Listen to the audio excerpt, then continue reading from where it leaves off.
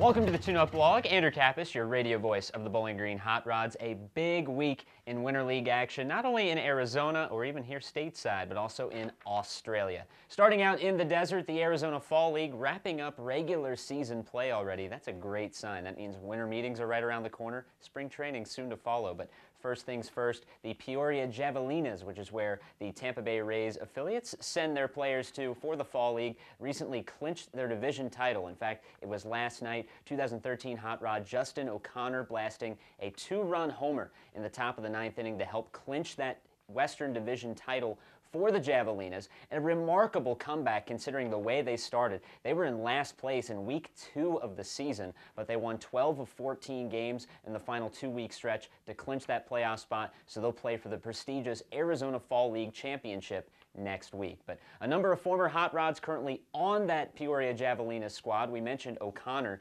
He's had a tremendous season, batting .303 with 10 RBIs for the Javelinas. Remember, he hit 14 home runs for the Hot Rods back in 2013. Cass Carter, former Western Kentucky star, earlier in the week fell a triple shy of the cycle and recorded yet another multi-hit game last night with his team leading 13th RBI of the fall. And our good friend Colton Revis of the 2014 Hot Rods, after one bad outing, that's really what has skewed his ERA, he has now thrown 6 consecutive scoreless innings, which spans 5 outings to help out that Peoria bullpen. And Jamie Schultz continues to lead the squad in strikeouts. He's got 28. You may remember back in 2014, both Revis and Schultz were among not only the Hot Rods leaders, but also the league leaders in strikeouts per 9 innings. Schultz only lasted 9 starts with the Hot Rods, Rev about half a season before each was promoted to Advanced A Port Charlotte.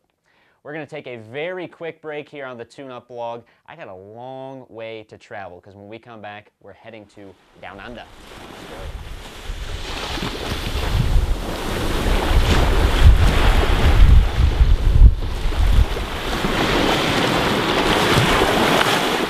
Crocky, that was a long swim.